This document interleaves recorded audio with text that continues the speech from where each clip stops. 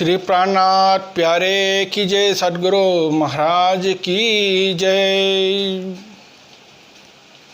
सभी प्यारे और भाई और बहनों को मेरे प्यार भरा प्रणाम।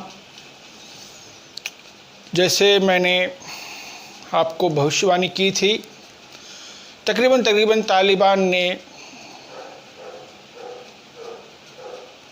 अफ़गानिस्तान पे अपना हुकूमत कायम कर ही लिया है। बदलती सूरत में कश्मीर का समस्या भी समाप्त हो गया, 370 भी समाप्त हो गया। पैलेस्टीन का समस्या भी ना के बराबर हो गया है, लेकिन नया समस्या खड़े होते जा रहे हैं दुनिया में। ये क्या हो रहा है दुनिया में अभी फिलहाल में, इसके ऊपर हमें थोड़ा चर्चा करेंगे। अभी जो सूरत हाल जो चल रही है दुनिया में, ये तीसरा विश्व युद्ध के तरफ जा रहा है। एक अनुमान लगाया जा सकता है हमारा 2030, 28-30, मैंने पहले 28 बोलता था, 28 भी मान के चल सकते हो, 30 भी मान के सकते हो, से 2035 तक एक विश्व युद्ध दुनिया में होने का संभावना तकरीबन तय हो गया है। मैं इस प्रेडिक्शन को 85% टिक मार्क दूंगा। यस, 85% टिक मार्क दूंगा। 15% कहीं अलाइनमेंट बदल जाए तो बात अलग है, लेकिन ये अभी नहीं दिख रहा है कि अलाइनमेंट बदल सकता है। इसके ऊपर हम गहराई से हम इस पे चर्चा करेंगे। ये युद्ध इसलिए महत्व भी है, इसको युद्ध को मलहमा कहा गया है। युद्ध मलहमा कुरान के अंदर और हदीस के अंदर इस युद्ध को युद्ध मलहमा कहा गया है। इस युद्ध में सैकड़ों लोग या फौज के फौज समाप्त हो जाएंगे, ऐसे हो जाएगा। लेकिन ये बात की बात है। अभी हम मुद्दे पे आते हैं। इस दावे को मैं कैसे इतना मजबूती से कर रहा हूँ, इसके ऊपर हम डिस्कस करते हैं। और ये सूरत हाल क्यों बनता जा रहा है, इसके ऊपर भी हम डिस्कस करेंगे। इसके लिए हमें पहले विश्व युद्ध के पहले थोड़ा जानना पड़ेगा, दुनिया को समझना पड़ेगा कि कैसे दुनिया का जो राजनीति है काम करता है, दुनिया की राजनीति किस सूरत पे काम करता है, इसे हमें समझना चाहिए। हमें भावनात्मक रूप में या एक इसमें देखना नहीं चाहिए। अभी हम जो प्रैक्टिकल एनालिसिस के ऊपर या राजनीति के दृष्टांत के ऊपर से हमें देख के इसको बताते हैं। जब पहला विश्व युद्ध होने से पहले क्या था, ब्रिटेन एक बहुत बड़ी शक्तिशाली देश थी। उसके पहले फ्रांस भी एक शक्तिशाली देश थी, और बीच में थोड़ा ये जो पोर्चुगीज और ये देशें भी थी, और स्पेन भी था, लेकिन स्पेन तब तक थोड़ा कमज़ोर पड़ गया था। अभी फ़िलहाल में ब्रिटेन का पूरा दुनिया में एक राज चल रहा था। वो समुद्र में अपना सबसे ताकतवर माना जाता था, क्योंकि उस टाइम में हवा हमले नहीं थे या प्लेन वगैरह नहीं थे, तो जो ज़मीन और समुद्र को शासन करता था वही ताकतवर देश माना जाता था। इस सूरत हाल में ब्रिटेन जो है समुद्र का बहुत बड़ी शक्ति थी उस टाइम पे। वो जो देश के साथ टक्कर लेता था उस देश के साथ वो जीत जाता था समुद्र में, चाहे नेपोलियन हो जो भी हो, उनके साथ जीत जाता था युद्ध में। अभी फ्रांस भी एक शक्तिशाली देश था, उनके पास में काफ़ी देश उनके गुलाम थे, और वो भी काफ़ी बड़ा देश था, और वो भी बहुत शासन करता था। लेकिन बीच में क्या हुआ, जर्मनी का राइज हुआ। बिस्मार्क के नेतृत्व में जर्मनी का बहुत बड़ा राइज हुआ। जर्मनी का एक बिस्मार्क के अंदर जर्मनी का एक पॉलिसी था कि हम ब्रिटेन के साथ टक्कर नहीं लेंगे कहीं, हाँ वो अपना करने दो, हम अपना करेंगे। हमारा जो केंद्रित जो शक्ति होगी वो यूरोप के अंदर होगा, और बाहर हम कहीं झगड़े के लिए नहीं जाएंगे। बिस्मार्क तक जब तक था तब तक ये सही चल रहे थे। बिस्मार्क के बाद जो उनके पीछे जो आए थे नेतृत्व करने वाले जर्मनी को, ये लोगों ने उस पॉलिसी को चेंज करने लगा। उन्होंने बोला नहीं, हम भी विश्व शक्ति बनना चाहते हैं, हम भी समुद्र का शक्ति बनना चाहते हैं, हम भी आर्थिक शक्ति बनना चाहते हैं। तो इस तरह से उन्होंने धीरे धीरे उसने जो बिस्मार्क के पीछे जो आने वाले जो भी नेता थे, वो लोग जर्मनी को बहुत आगे बढ़ाने लगा। उसी में ऑस्ट्रिया और उस जमाने के जो कमज़ोर शासन था जो ओटोमन एम्पायर, उनके साथ गठबंधन जर्मनी ने कर लिया। जर्मनी ने खूब पैसा ओटोमन एम्पायर में पैसा लगाया। ऑस्ट्रेलिया के साथ भी उसका बहुत ज़्यादा क्या है कि व्यापार था। अभी क्या हुआ, व्यापार शुरू हो गया, व्यापार बढ़ता गया, जहाज़ें बनने लगी, जहाज़ें अमेरिका जाना आना। उसी के दौरान में आप देख सकते हो ये टाइटन वगैरह के जो जहाज़ें बनी गई थी, बड़े बड़े जहाज़ें। तो इस तरह का कंपटीशन चलने लगे दुनिया के अंदर। ये कंपटीशन चलते क्या हुआ, हथियार बेचने लगे, एक दूसरे को हथियार बेचने लगे। जर्मनी अपने जो दोस्त देश हैं उनके पास ज़्यादा हथियार बेचने लगा। ब्रिटेन अपने देशों के पास जो भी है उनके साथ हथियार बेचता है। वो गठबंधन बनने लगे। धीरे धीरे फिर क्या हुआ, ट्रीटियाँ बनने लगी। तुम मेरे पर आक्रमण नहीं करोगे, मैं तुम्हारे पर आक्रमण, तुम्हारे पास कोई आक्रमण करो, मैं तुम्हारे पास आऊँगा, तुम और मेरे बीच में दोस्ती रहेगी, वो हो ये है। इस तरह की चीज़ें बनने लगी। यूरोप के अंदर बहुत सारे जो झमेले हैं, इसके बहुत डिटेल से मैं नहीं जा रहा हूँ, आप समझ लीजिए क्या हो रहा है दुनिया के अंदर, ये चल रहा था। फिर अचानक 1914 में लड़ाई छिड़ गई। छोटी सी मामले में लड़ाई छिड़ गई। तो वो लड़ाई होते होते खत्म हुआ 1919 में। जब ये खत्म हुआ, रशिया के अंदर लेनिन के नेतृत्व में जो है कम्युनिस्ट गवर्नमेंट आया उधर। लेकिन जो पहला विश्व युद्ध था, उस पहला विश्व युद्ध का अभी तक मसला समाप्त नहीं हुआ दुनिया के अंदर, यूरोप के अंदर। वो आधा अधूरा रह गया था। तो इसी वजह से दोबारा जर्मनी का राइज हुआ हिटलर के नेतृत्व में। हिटलर ने दोबारा जर्मनी को स्वाभिमान देने के नाम पे उसने दोबारा जर्मनी को एक ताकतवर देश बनाया। और भी नए खिलाड़ी घुसने लगे। इस टाइम कौन सा खिलाड़ी घुस गया, जापान आने लगा। तब रशिया इस खेल में नहीं था। एक चीज समझ लीजिए, जापान अंदर घुसा और एक तरफ अमेरिका धीरे धीरे से बढ़ रहा था आगे। लेकिन अभी भी कौन ताकतवर देश था, ब्रिटेन ताकतवर देश था। हिंदुस्तान में राज करता था और बहुत सारे मिडिल ईस्ट के देशों में भी राज करता था। और इस टाइम में क्या हुआ, तुर्की में ओटोमन साम्राज्य का भी समाप्त हो गया है। नए नए देश उभरने लगे। अफ्रीका में नए नए देश उभर गए, यहाँ उभर गए। ये सब ब्रिटेन या फ्रांस के गुलाम थे। फिर अभी जब दूसरा विश्व युद्ध हुआ,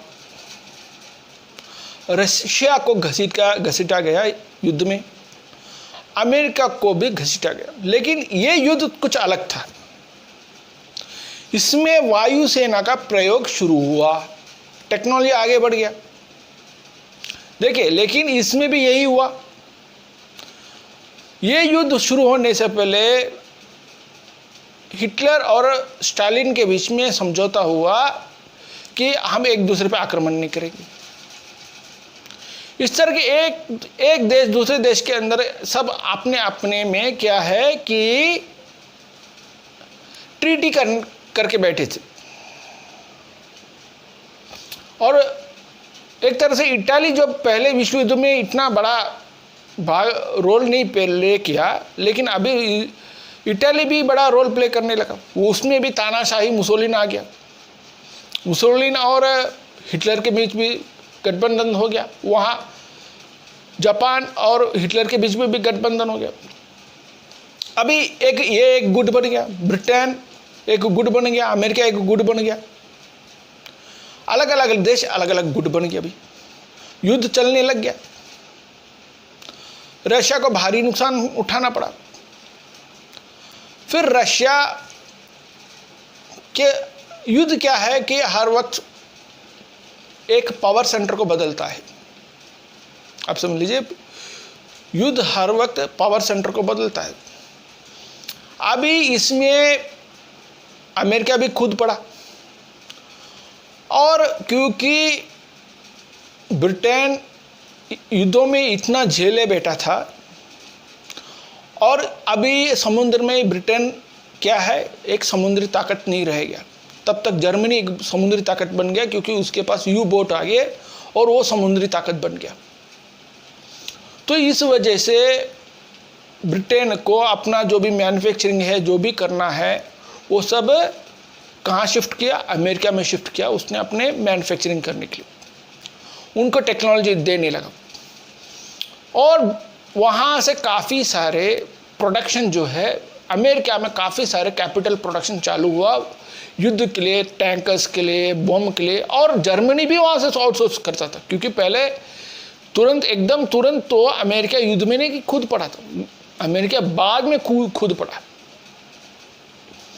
तो अमेरिका के साथ और जर्मनी के साथ भी व्यापार संबंध था उस टाइम, हिटलर के साथ काफ़ी सारे हथियार बना के लेता था उनसे, ये भी बारूद भी बना के लेता था। तो इस तरह से क्या कि अमेरिका को क्या असर हुआ कि यूरोप का टेक्नोलॉजी असर हो गया। यूरोप का टेक्नोलॉजी कहाँ गया, अमेरिका के अंदर आया, और अमेरिका काफ़ी मजबूत देश बनने लग गया। और यहाँ जापान के साथ जैसे जैसे युद्ध बढ़ा, दो महाशक्तियाँ उभर के आई वापस दुनिया के अंदर, एक है अमेरिका और एक रशिया उभर के। यहाँ तक आप लोग बात समझ गए। अभी जो पहले के महाशक्तियाँ थी, फ्रांस और जर्मनी और ब्रिटेन, इनके हाथ से दुनिया का जो शक्ति समाप्त हो गया। अभी दो नए शक्तियाँ उभर आई, और इनकी विचारधाराएं भी एक अलग थी, एक कम्युनिस्ट का था, एक लोकतंत्र के था। तो इसको हम बोलते हैं कोल्ड वॉर। कोल्ड वॉर चल पड़ी। कोल्ड वॉर के तहत में क्या हुआ, नए देश उभरने लगी। इस दूसरे विश्व युद्ध के बाद एक चाइना उभरा, एक इंडिया उभरा, एक बहुत बड़े ममालिक हैं इस दुनिया के अंदर। तो ये निकले, तो इनकी आबादियां बड़ी थी, इनकी आबादियां बहुत बड़ी है। और अफ्रीका में छोटे मोटे टुकड़े मुकड़े देश हो गए, और लैटिन अमेरिका में भी काफ़ी सारे देश, छोटे मोटे देश उभर के आए। लेकिन एक बात है, राजनीति कम काम करता है, आइडियोलॉजी जो है, सिद्धांत कम काम करता है, और राजनीति ज़्यादा काम चलता है दुनिया के अंदर। यह धर्म भी नहीं चलता है।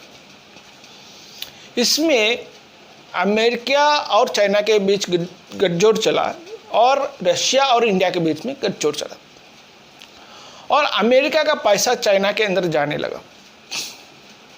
जापान भी एक शक्तिशाली देश है, वो भी अमेरिका के एक सहयोगी देश है, तो जापान का भी बहुत निवेश चाइना के अंदर गया। और चाइना धीरे धीरे क्या हुआ, एक बहुत बड़ा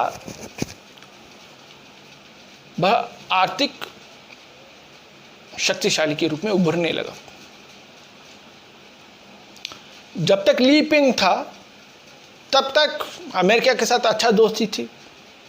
उनका एक पॉलिसी था चाइना का कि हम क्या है, अमेरिका के जो मामले में दखलंदाजी नहीं करेंगे, हम अपने देश के आर्थिक स्थिति को उभारते रहेंगे और हम आर्थिक रूप से शक्ति बनना चाहते, ना कि एक राजनीतिक शक्ति बनना चाहते। एक था यहाँ इंडिया ने भी 990 में अपना देश को खोला और यहाँ भी थोड़ा आर्थिक विकास होने लगा, और आर्थिक विकास होने लगा तो इंडिया भी थोड़ा उभर के आया, लेकिन जिस तरह से चाइना उभर के आया उस तरह से नहीं है। चाइना बहुत आगे बढ़ गया और इंडिया थोड़ा पीछे रह गया इस मामले में। अचानक जी जिनपिंग आ गया, अभी का जो है प्रेसिडेंट। इसने देखा कि हम अमेरिका के साथ टक्कर लेने के लिए अभी काबिल हो गए, हमारे पास अच्छा टेक्नोलॉजी आ गया, हमारा सैनिक भी अच्छा है, तो उसने अपना एक अलग से शक्ति दिखाने लगा, जैसे जर्मनी ने पहले विश्व युद्ध के पहले शुरू किया था। वही स्थिति आज चाइना का है। वो भी एक हिस्सेदार बनना चाहता है दुनिया के अंदर शासन में, उसको अपना एक कुछ सहयोगी देश चाहिए, क्योंकि अमेरिका और रशिया के बीच में पटरी नहीं खाती है। यूक्रेन के मामले में हो या क्रीमिया के मामले में हो, कुछ भी हो, ईस्ट यूरोप के मामले में रशिया ने धीरे धीरे चाइना की तरफ अपना एक गठजोड़ बना लिया। इंडिया ने धीरे धीरे रशिया से थोड़ा दूर हो गया, ज़्यादा नहीं हुआ, काफ़ी हद तक दूर हो गया, अमेरिका के साथ गठजोड़ बना लिया। और जो है ईरान, पाकिस्तान, ये देश चाइना के साथ गठजोड़ बना लिया। देखते रहे, अभी सूरत हाल बदल रही है। जो सऊदी और पाकिस्तान के बीच में इतनी बहुत बढ़िया दोस्ती थी, आज वो दोस्त टूटी गई और वो सऊदी और भारत एक बहुत बढ़िया दोस्ती बनने लगी। और सऊदी और इसराइल के बीच में भी अच्छी दोस्ती बनने लगी, यूएई की और इसराइल के बीच में अच्छी दोस्ती बनने लगी। इंडिया और इसराइल की कहने की बात नहीं, अभी बहुत सारे हथियार खरीद रहे हैं, टेक्नोलॉजी का काम चल रही है, सब कुछ चल रही है। अभी सवाल आता है कि हमारे देश में इतना महंगा पेट्रोल क्यों बिक रहा है, जबकि इंटरनेशनल प्राइस में इतना महंगा नहीं है। जब कांग्रेस का शासन था 110-105 डॉलर पर बैरल था, तब भी इतना महंगा नहीं था पेट्रोल, लेकिन अभी महंगा है, जबकि 70-80 डॉलर जा रहा है, तो भी हम उससे भी ज़्यादा पैसा दे रहे हैं, क्योंकि जितने भी पैसे हैं ये हथियार बनने के लिए जा रहे हैं, हथियार खरीदना और हथियार बनने के लिए जा रहे हैं। जब से डोकलाम में हुआ, इंडिया और चाइना के बीच में मामला गड़बड़ हुआ और लद्दाख में भी हुआ, तब से ये जो है युद्ध की घंटियां बहुत तेज हो गई और इंडिया अपना हथियार इकट्ठा करने में लगा हुआ है। और हथियार इकट्ठा करना और बनाने के लिए बहुत पैसे लगते हैं, और उसके लिए लॉन्च पैड्स भी क्रिएट करना, और उसके लिए जो आपको क्या बोलते हैं कि जो प्लेन वगैरह चलाने के लिए, उनका रनवे वगैरह बनाने के लिए, सब में बहुत पैसा खर्चा करते हैं, मेंटेनेंस में भी खर्चा करना पड़ता है, और आपके पास अच्छे से अच्छे मिसाइल चाहिए आज की तारीख में। इसलिए आप देखते हो, जब पहले कांग्रेस के शासन में था कि डीआरडीओ मुश्किल से एक टैंकर बना पाता था, टैंकर का डिजाइनिंग कर पाता था। आज डीआरडीओ ने तेजस को बना दिया, ब्रह्मोस बना दिया, नाग बना दिया, अभी सुपरसोनिक जेट बन रहा है, अग्नि 4 तो बन गया, अभी 5वां बन रहा है। देखो जो हथियार की होड़ चल पड़ी। और इंडिया पहले हथियार कम बेचता था, अभी ब्रह्मोस भेज रहा है, अपना जो है रडार सिस्टम भेज रहा है। हमारा देश भी आगे बढ़ रहा है, और वहाँ चाइना भी कम नहीं है। चाइना भी दुनिया का दूसरा सबसे बड़ा सप्लायर है अभी हथियारों का, बहुत देशों का हक ले दे रहा है। उधर चाइना पाकिस्तान के अंदर J7 मैन्युफैक्चरिंग करने लग गया, जबकि पाकिस्तान के अंदर कोई टेक्नोलॉजी नहीं है। वहाँ पूरा पैसा डाल रहा है और वहाँ फाइटर जेट्स बना रहा है। समझिए क्या हो रहा है। अभी हथियार बनने लगी, व्यापारों का अलायंस बन गया एक देश दूसरे देश में। अभी एक दूसरे देशों के साथ ट्रीटी भी चल रही है। एक दूसरे के साथ गठजोड़ और संबंध भी बन रहे। यही है नया सिस्टम जो है क्वाड जो बना है आज के तारीख में। मोदी जी है, अपने हिंदुस्तान है, जापान है, ऑस्ट्रेलिया है, अमेरिका है, ये सब देश हैं। इसके अंदर एक नया दौर शुरू हुआ है। अभी आप समझ लीजिए, एक नया अलाइनमेंट शुरू हुआ है। इस अलाइनमेंट तीसरा विश्व युद्ध में जाके छोड़ेगा और इसका प्रारंभ हो गया और सब देश अपनी अपनी इस तैयारी में लगे हुए हैं। जैसे कि पहले विश्व युद्ध और दूसरे विश्व युद्ध में हुआ, यही तीसरा विश्व युद्ध में चालू हुआ। अभी भाई और बहनों, ये मत सोचे कि पेट्रोल की वजह से किस लिए महंगा है, इसी वजह से महंगा है। आप लोगों को ये समझ में नहीं आया, आज हम इसका खुलासा कर रहे हैं। महंगाई इसी की वजह से।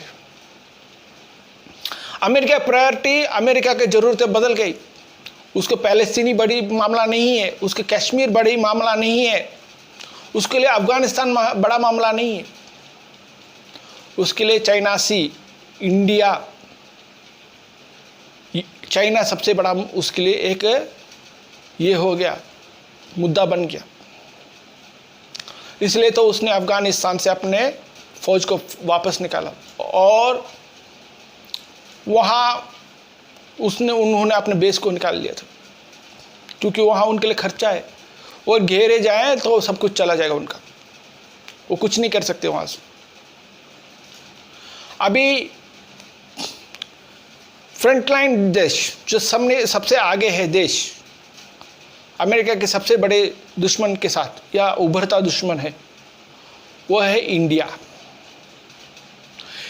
इंडिया और चाइना दूसरे विश्व युद्ध में कहीं कुछ नामो निशान नहीं थे, उनका कोई रोल ही नहीं था। बड़ा रोल भी था तो भी बहुत छोटा मोटा रोल था। और तीसरा विश्व युद्ध में इंडिया और चाइना का बहुत बड़ा रोल रहेगा। इंडिया का अहम रोल रहेगा इस वॉर में, मैं ये मानता हूँ, क्योंकि इंडिया की आबादी, इंडिया का टेक्नोलॉजी और इंडिया, ये सब जो एक्सिस, ये दो एक्सिस बना है जो देशों का, उसके सबसे नज़दीक है भारत। और कश्मीर का कोई मुद्दा नहीं, किसी ने एक भी हल्ला नहीं मचाया। 370 जब निकाला गया, एक भी हल्ला नहीं। अभी जो है पोक जो है वो भी इंडिया के साथ जुड़ जाएगा। आप देखते रहना, मेरा भविष्यवाणी लिख के रख लेना ये बात। जो पाकिस्तान ऑक्यूपाइड कश्मीर है वो भी इंडिया का हिस्सा बन जाएगा, क्योंकि यही सेंट्रल एशिया के लिए रास्ता बनाएगा। इसलिए तो चाइना जाके वहाँ बहुत अपना हथियार को इकट्ठा कर रहा है और वो वहाँ अपना सेना को बढ़ा रहा है लद्दाख के पास।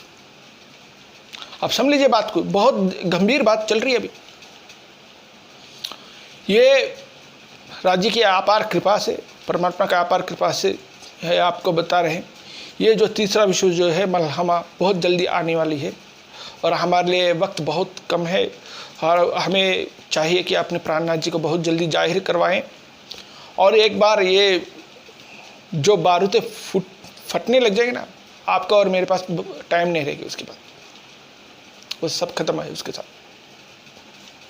और इसका तैयारी शुरू हो रही है और आने वाले एपिसोड में मैं जैसे जैसे परिस्थितियाँ बदलती जाती है वैसे वैसे मैं आपको जो रुक जा रहा है उसके ऊपर मैं आपको बताते जाऊँगा। जय हिंद, जय भारत, श्री प्राणनाथ प्यारे की जय।